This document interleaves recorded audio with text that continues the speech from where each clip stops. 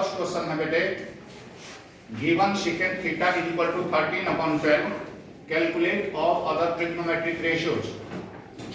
दो बातों की सावधानी रखनी है, यदि ट्रायंगल का नाम दिया जाए तो वहां ये भी खोजने की कोशिश करिए कि 90 डिग्री का एंगल कहां है, क्योंकि अभी आपको न तो ट्रायंगल का नाम दिया है, सिर्फ एक रेशियो मिला है। तो इस स्थिति में आप अपनी ट्रायंगल ड्रॉ करने में इंडिपेंडेंट हैं, ठीक है। कोई राइट ट्रायंगल ड्रॉ कर लीजिए। सबसे पहले हम एक राइट ट्रायंगल ड्रॉ कर लेते हैं। ये हमारे पास कोई ट्रायंगल है जिसकी ट्रिग्नोमेट्रिक रेशियोज हमें मिले हैं।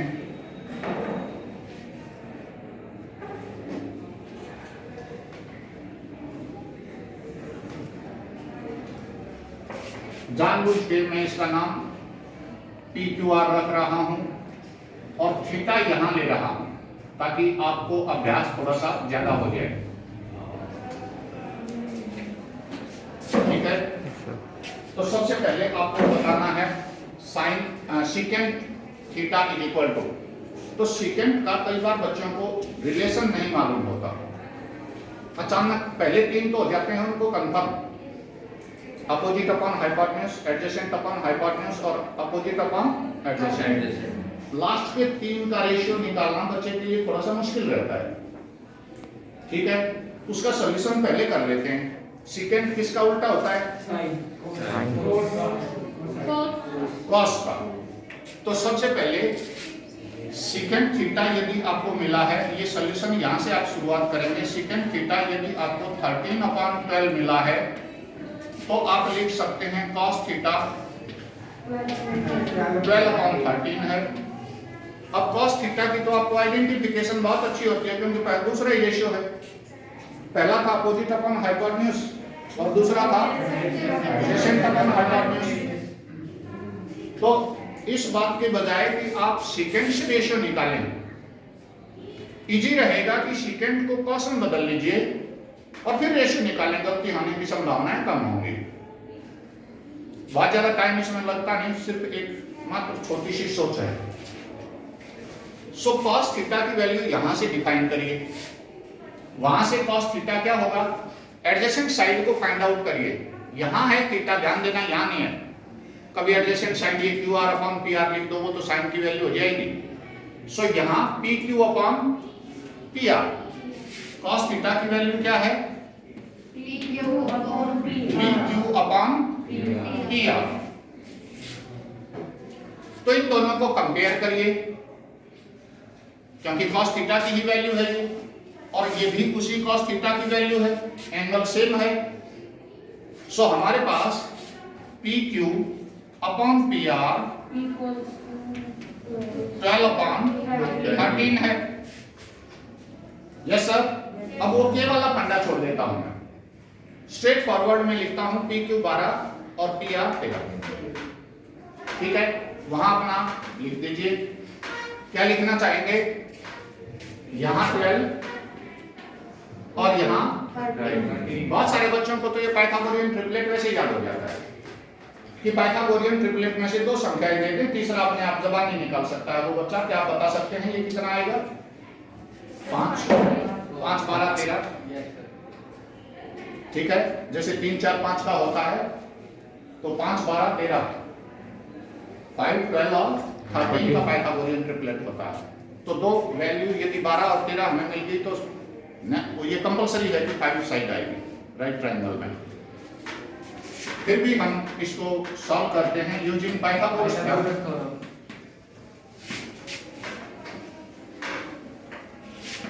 Using Pythagoras theorem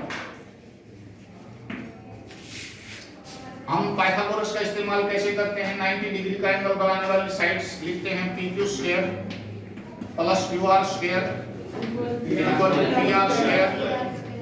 so PQ² कितना है? 12 का स्क्वायर 154 होता है।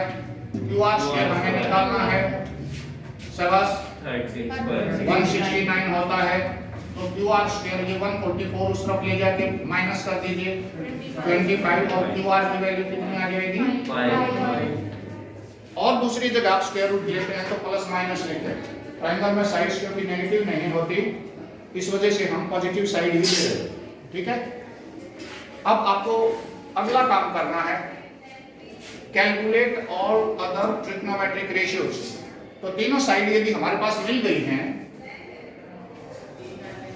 तो फिर ये तो हमारा वही पहला काम हो गया बेसिक कंसेप्ट वाला कि कौन सा रेशियो किन किन साइड्स का है पता है। तो सबसे पहले हम अपनी एक लिस्ट बना लेते हैं। अब मैं इनको भी दो तो आपको मिले ही हैं, कॉस और सेकेंड तो हैं ही, तो 4 आपको निकालने हैं। लेकिन फिर भी हम पूरी लिस्ट बना लेते हैं, कोई दिक्कत नहीं, ताकि अभ्यास भी हो जाए।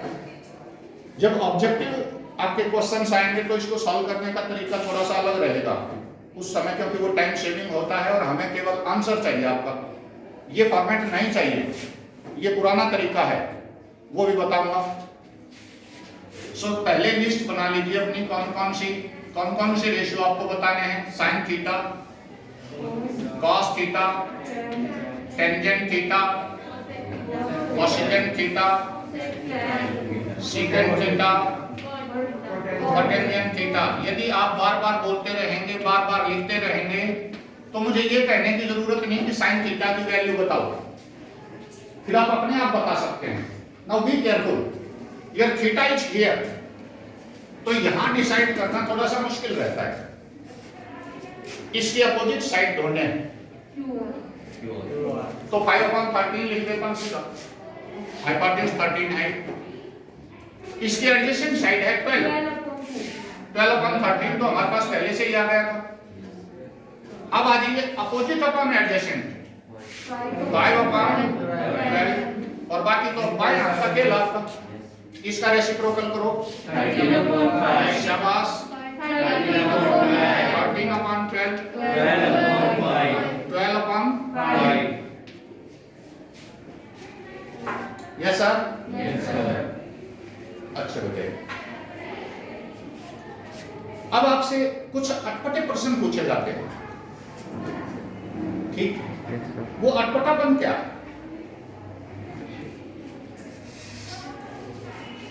ये शर्तें दे दी आपको और आपसे पूछ लिया जाए value of which trigonometric ratios is greater than 1। इनमें से किन किन ट्रिग्नोमेट्रिक रेशियोज की वैल्यू 1 से बड़ी है। ऐसे प्रश्न इसी में से निकाले जाएंगे, सीधा प्रश्न नहीं पूछा जाता आज, ठीक है? अब आप बता सकते हैं, क्या आप इसमें बता सकते हैं 1 से नीचे किस किस की वैल्यू है? बेटे जिसमें न्यूमरेटर छोटा और डिनोमिनेटर बड़ा है वो 1 से छोटी वैल्यू। यहां 1 से छोटी वैल्यू ये है, 1 से छोटी वैल्यू ये है, 1 से छोटी वैल्यू ये है, और ये तीनों बड़ी है, ये तीनों बड़ी है। तो वहां पर आपको दिया जाएगा नंबर 1 साइन, कोसेकेंट, कोटेंजेंट। दूसरा ऑप्शन साइन, टेंजेंट, कोसेकेंट। तीसरा ऑप्शन साइन, कॉस, टेंजेंट। चौथा ऑप्शन कोसेकेंट, सेकेंट, कोटेंजेंट। आपको बताना कौन सी बात सही है। आप मेरी बात समझ पा रहे हैं? अब इसको ओरल कैसे किया जाए बिना ज्यादा लिखे? अभी तो हमने बहुत सारा लिखा है, तो बिना लिखे यदि आपको ये काम करना है तो फिर बहुत बढ़िया तरह से सिर्फ इतना सोचना है, सिर्फ इतना सोचिए बस। कोई भी अपनी फिगर बनाएं तो कोई दिक्कत नहीं, किसी तरह की बना लीजिए। मैं आपकी वेल नोन फिगर बना रहा हूं, ट्रायंगल एबीसी लिख देता हूं, यहां पर थीटा लिख देता हूं। आपको मिला है सेकेंड थीटा 12/13, तुरंत मैं बदल देता हूं इसे, cos थीटा की वैल्यू 13, यहां 13/12 था, सॉरी 13/12, तो cos थीटा की वैल्यू 12/13। तो यहां से cos देखता हूं क्या होता है। यहां cos है BC/, शाबाश, AC, तो दो साइड्स हमारे पास आ गई। तो अब मैं क्या करूंगा, AB square plus BC square is equal to AC square.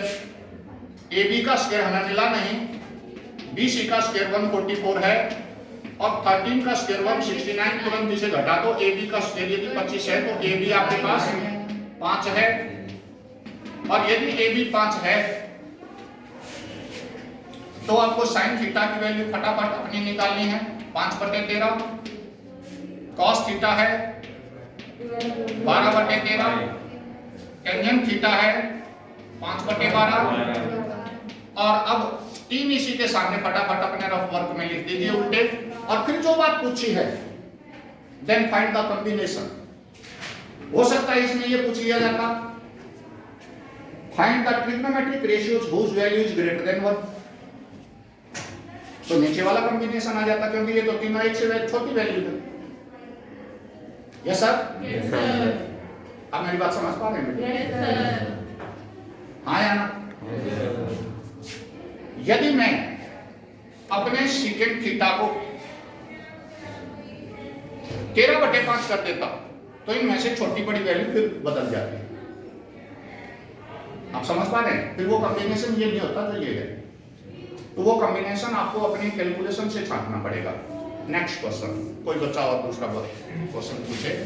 ये बेटे ये मेथड है आपको रफ वर्क करने का और फिर इनसे अपना उत्तर देने का। हो सकता है यही पूछ लें कि सीकेंट थीटा इतना है, बताइए कॉटेंजेंट थीटा कितना, तो वहां और भी छोटे तरीके आएंगे अभी आगे, यूजिंग आइडेंटिटी का यूज करके छोटे तरीके भी आएंगे। कोई ये ट्रायंगल ड्रॉ करने की जरूरत नहीं, उस समय सीधे रिलेशंस आते हैं।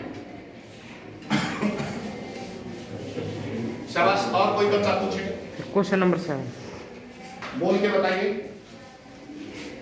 if cos theta if cos theta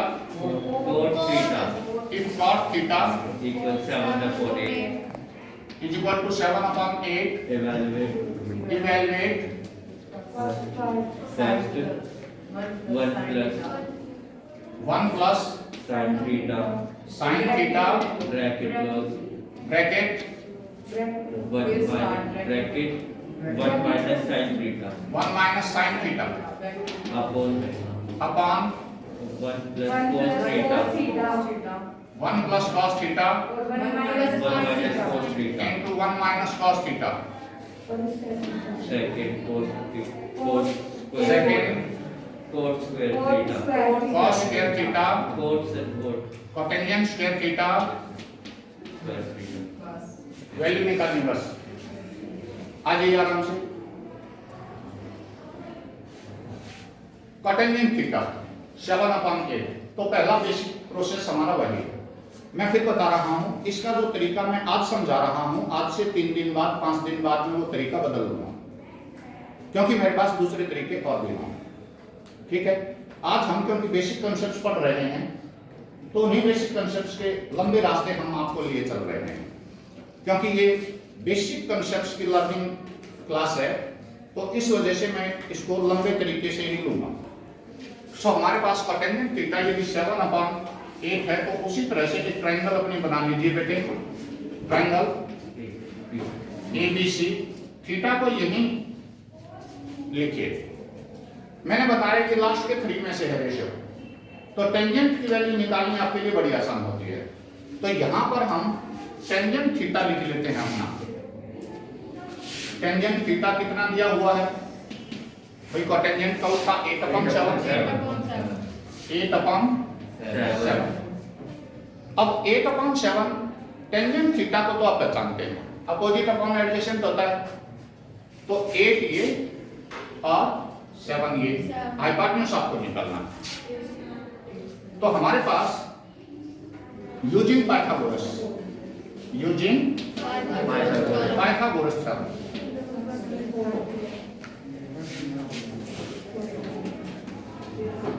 मैं स्लो इस वजह से करवा रहा हूं कि आपको ये समझ आने लगे, हर एक चीज समझ आनी चाहिए।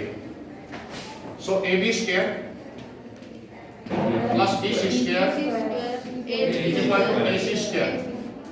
AB का स्क्वायर है 64, ये है 49 और ये AC स्क्वायर।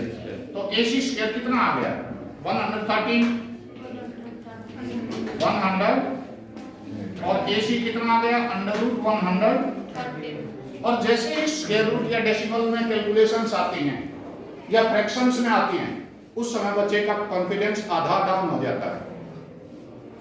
यदि हमारे पास कोई आंसर आ जाता 11, 12, 13, 15, 17 तो आपकी कैलकुलेशन आपको लगता बड़ी इजी है, और यदि ये स्क्वायर रूट में आ गया तो आप में से आधे बच्चे आधे हो गए हैं, क्योंकि स्क्वायर रूट की कैलकुलेशंस में उनको दिक्कत आती है। सो कॉन्फिडेंट रहिए, कोई दिक्कत नहीं है। हमें किसकी वैल्यू चाहिए, साइन और कॉस। यहां लिख दीजिए √113। तो हमें किस किस की वैल्यू चाहिए, सिर्फ साइन और कॉस। तो मार्क कर लीजिए, साइन थीटा कितना, 8/√113। कॉस थीटा कितना, 7/√113। Sir. Yes sir, yes sir. मैं इसे यहां से रेज कर देता हूं, ठीक है। अब अपनी कैलकुलेशंस के ऊपर ध्यान देते हैं। दो तरीके हैं, एक तो आप यहां देख रहे हैं कि a प्लस बी और a माइनस बी है, यहां भी a प्लस बी और a माइनस बी है। This is only for making your calculations easier, क्योंकि यहां पर यदि स्क्वायर हो गया तो फिर हमारा ये 113 का अंडर रूट हट जाएगा। क्यों? क्योंकि साइन स्क्वायर थीटा हो जाएगा 64/113 और कॉस स्क्वायर थीटा हो जाएगा स्क्वायर करने के बाद 49/113। Now you can breathe easy, क्योंकि अंडर रूट हट गया। अब आपको ये कैलकुलेशंस थोड़ी सी आसान लगने लग सकती है। सो मैं इसको लिखता हूं, क्या आप जानते हैं 1 plus sine theta into 1 minus sine theta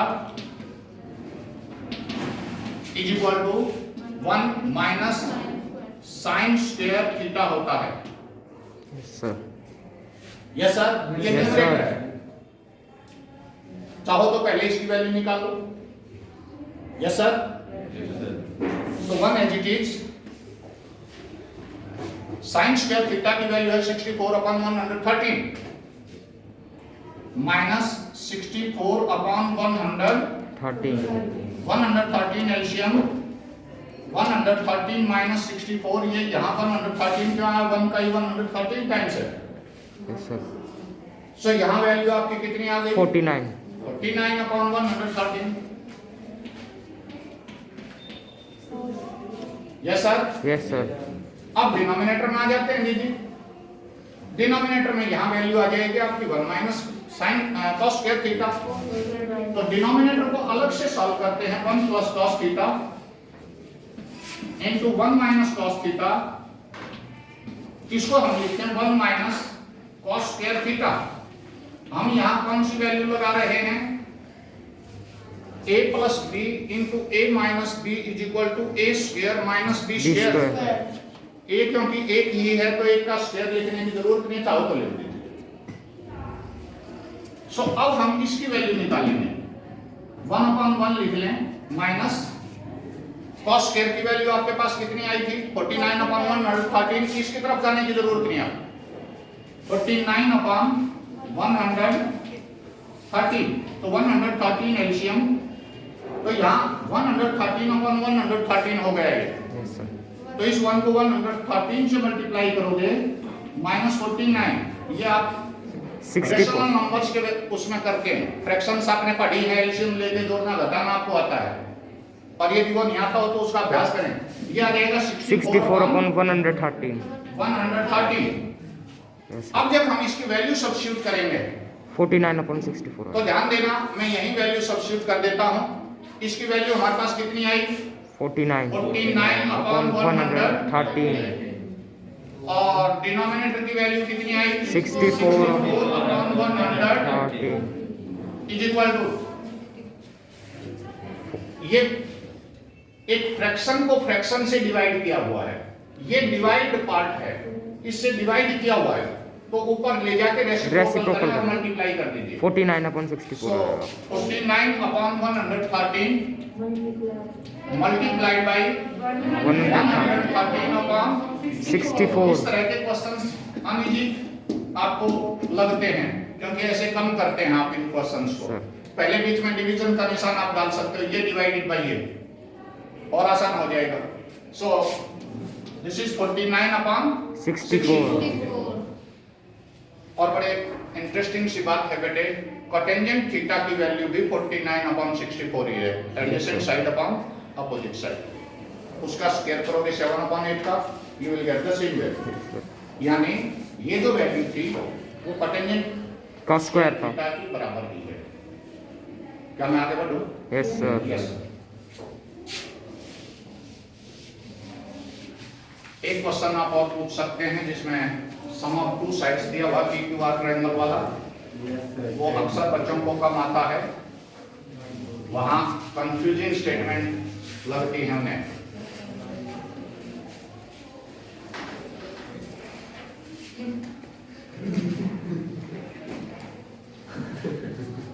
बंद कर दो बेटे।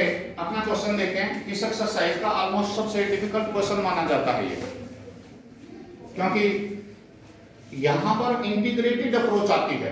दो बातें यहां आने लगती हैं। एक जगह तो बच्चे की टेस्टिंग होती है होल स्क्वायर में, कि बच्चा होल स्क्वायर्स कर पाता है कि नहीं, और फिर क्वाड्रेटिक इक्वेशंस भी बन सकती हैं इस तरह के क्वेश्चंस में, उनके फैक्टराइजेशन बच्चे को आता है कि नहीं। हालांकि इस क्वेश्चन में वो बनेगी नहीं, दूसरे में बन सकती है, कोई और वैल्यूज दे दी जाए। तो सबसे पहले हम देखते हैं, हमें मिला है इन ट्रायंगल PQR, तो यही ट्रायंगल छाप लीजिए नाम से। साथ में ये भी लिखा है कि 90 डिग्री का एंगल कहाँ है? एट क्यू क्यू पर। तो इसे ड्रॉ करके अपना नेमिंग करिए। सबसे पहले आपका काम है, मैंने पहले भी बताया था कि कोई ट्रायंगल दी जाए तो सबसे पहले चेक करिए राइट एंगल कहाँ है। सो राइट एंगल आपको लिखना है क्यू वर्टेक्स पर, और बाकी आप इंडिपेंडेंट हैं, कहाँ P लिखेंगे, क्योंकि हमें sine P, cos P, tangent P दे निकालना है, तो ज्यादा प्रेफरेबल है कि मैं P को यहां लिखूंगा, क्योंकि यहां मुझे एंगल डिफाइन करने हैं और इसके रेशियोज डिफाइन करना ज्यादा इजी होता है। पहला आप बात जबानी याद कर सकते हैं, ये अपॉन ये अपॉन ये अपॉन ये, और बाकी तीन उल्टे। ठीक है, इस तरह के उसमें पहला ये रिलेशन है, दूसरा ये रिलेशन है, ठीक है, और तीसरा ये रिलेशन है। अभी बात समझ। तो इस तरह के आप आसानी से जबानी प्रैक्टिस कर सकते हैं इसकी, फिर आपको एडजेसेंट, अपोजिट, हाइपोटेन्यूज ये समस्याएं नहीं है। यदि आप ऐसे ही फिगर बनाएं और यहां पर आपका डिफाइंड एंगल है, तो this side upon this side is sine, this side upon this side is cos, and this upon this is tangent, और बाकी तीन उल्टे ही। सो कोई दिक्कत नहीं। PQR, R पर एंगल डिफाइन करवाया जाता तो मैं R यहां लिख लेता, P वहां। 90 डिग्री को हम बदल नहीं सकते, ठीक है। Yes sir. आज ये फटाफट, यहां पर एक साइड तो दी हुई है PQ। PQ कितना दिया हुआ है? 5 इन दोनों का जोड़ दिया हुआ है 25। तो दो का जोड़ दिया जाए तो एक को मान लो। तो हम शुरुआत करते हैं अपने सॉल्यूशन की। लेट इनमें से कोई एक मान लीजिए, PR को मान लीजिए या QR को मान लीजिए, आपकी इच्छा। मैं PR या QR की वैल्यू x मान लेता हूं। Let QR is equal to x centimetre. तो क्योंकि दोनों का जोड़ PR प्लस QR 25 था, ये आपको मिला था PR plus QR is equal to 25, तो यहाँ x लिख देंगे। Yes sir. तो PR की वैल्यू कितनी रह जाएगी? 25 minus x। Yes sir. Yes sir. देखो अभी भी इनका यदि आप सम करेंगे, इसको इसमें ऐड करोगे तो x करके 25 आंसर आएगा। सो हमारी ये जंक्शन आपको याद रखनी है कि एक साइड मान लीजिए और दूसरी को उसके अकॉर्डिंग वेरिएबल फॉर्म में लिख लीजिए। अब यहाँ x लिख के इसे 25 माइनस एक्स कर सकते थे, कोई दिक्कत नहीं है। मेरी बात समझ गए? अब आपने पाइथागोरस थ्योरम यूज करनी है। Yes sir. तो यहाँ हम अगली स्टेप पर आते हैं। पहली स्टेप हमारी कंप्लीट हो गई। सेकंड स्टेप है यूजिंग पाइथागोरस। Using Pythagoras.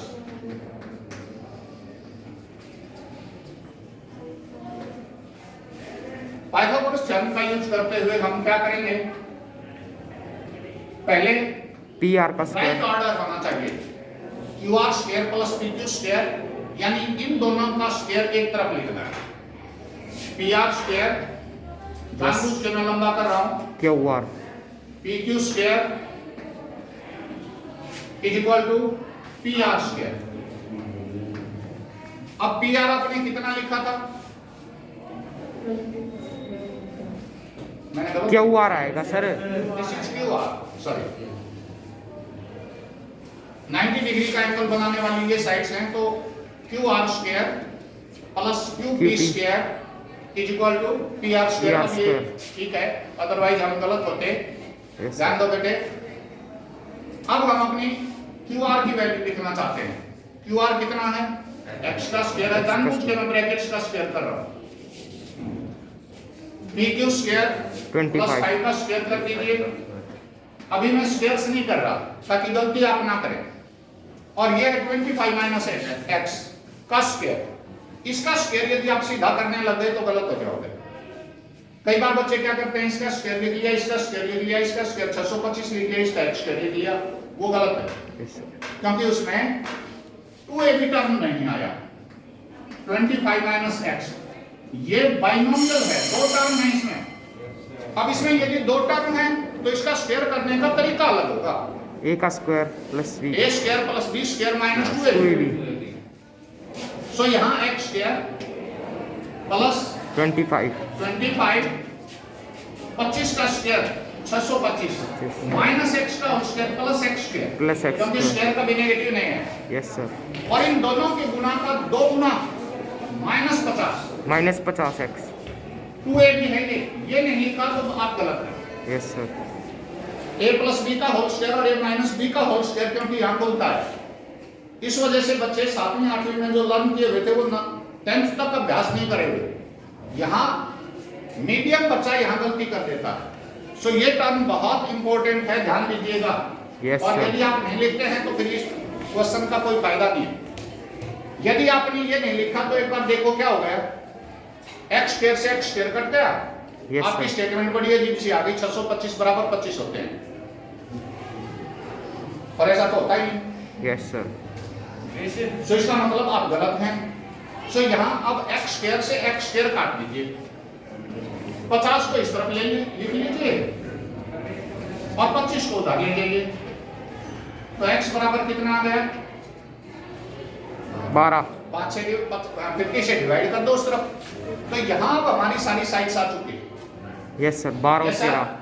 अब हम अपनी साइड्स यहाँ पूरी लिख लेते हैं। आपके पास तो इरेजिंग फैसिलिटी नहीं है। x की वैल्यू कितनी आ गई? 12 और ये कितना आ जाएगा? 13। और अब हमारे पास वही मैजिक पावर है कि 3 वैल्यू साइन कॉस और टेंजेंट की लिखनी है। तो यहाँ पर साइन कॉस क्या है? 12/13। Yes sir. Yes, sir. इसका अभ्यास कर लीजिए। कॉस पी क्या है? 5/13। कॉस पी क्या है? 5/13। और टेंजेंट पी क्या है? 12/5। एक बात छोटी सी और बता दूं, आजकल क्योंकि ऑब्जेक्टिव टाइप का जमाना है, आप ये बात समझ रहे हैं? Yes sir. तो अब हम आपके क्वेश्चन को ऑब्जेक्टिव कपड़े पहनाते हैं, इसकी ड्रेस ऑब्जेक्टिव करते हैं। ये सब्जेक्टिव है कि आप लिखें निकालें। अब इसको ऑब्जेक्टिव जामा पहनाता हूं, ठीक है?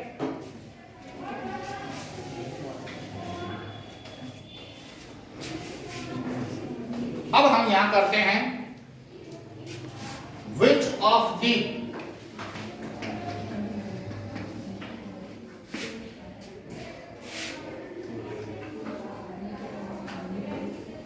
following set Correct.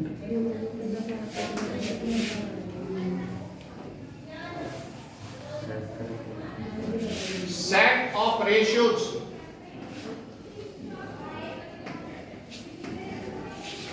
has value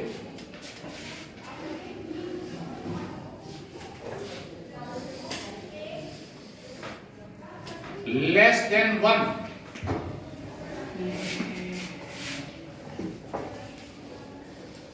तो उसके लिए हमें 6 के 6 ये डिसाइड करने हैं। ठीक है, यस सर। हम कोशिकेंट P लिखते हैं 13/12,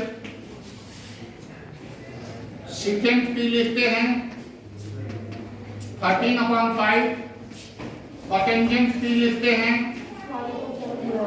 5/12। Yes sir. Yes sir.